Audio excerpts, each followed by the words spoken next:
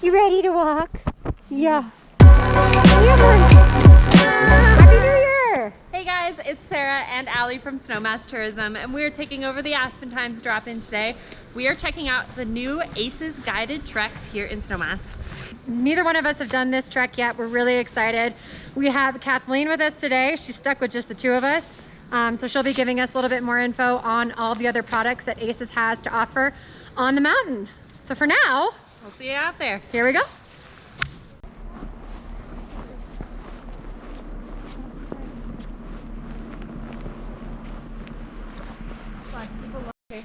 So we're standing here at the base of Snowmass ski area, named for Snowmass Mountain, which is about 12 miles away in this direction. It's a 14er, so a peak over 14,000 feet, and named so because it has this sort of massive year-round massive snow.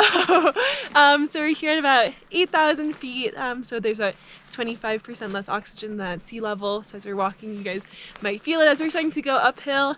And we're in what's called a continental climate, so we're not nearby any sort of large bodies of water that moderate the temperature. We're inland in the middle of the country.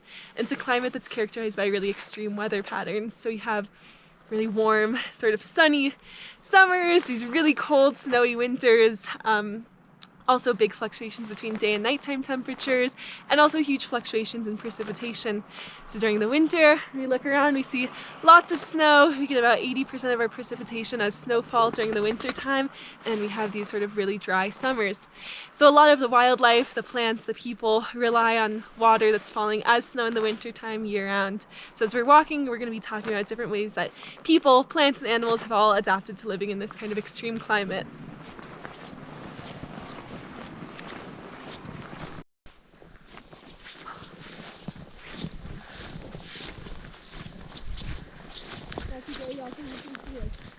Not so much today because all the snow has fallen. Aspen trees are really amazing because they're actually able to photosynthesize through their bark. So when we see them, they're kind of this slightly greenish tinge, and you can imagine the growing season here is pretty short. So most of the year they don't have any leaves, so they've adapted to this very short growing season by photosynthesizing through their bark, so they're still producing food, producing sugars year-round, just straight through their barks. Ali also just mentioned that these trees have on them a sort of chalky layer that can actually be used as sunscreen. So for it's only about SPF 5, but it has this sort of layer that both protects the tree and also can be used to protect your own skin. We're smarter than we look. Put Everyone it on. knows that a redhead really needs sunscreen, even though it's snowing. So, oh yeah, look at that. Little white. I'm gonna put it on the cheeks. Put it on the cheeks.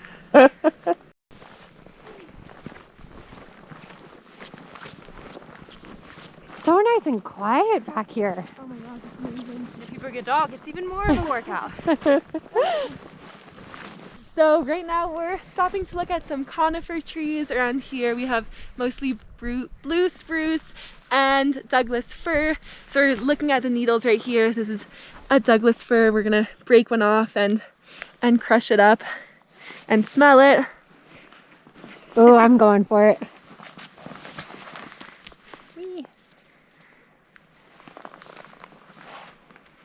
Yum. You have to crush it. You have to crush it for the smell.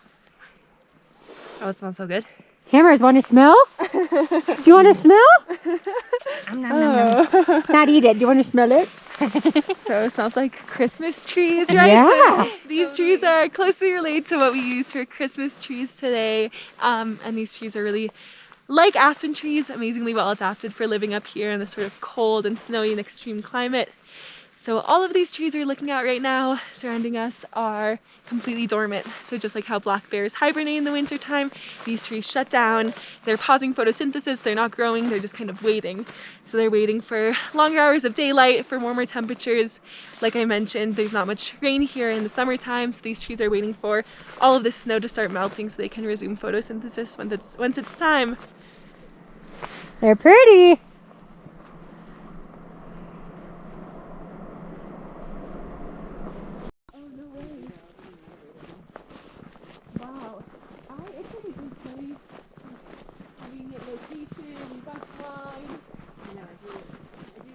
All right, guys. Thanks for joining us for the Aspen Times drop-in. This is again Sarah and Allie from Snowmass Tourism, and we will see you next time. Bye. Happy New Year.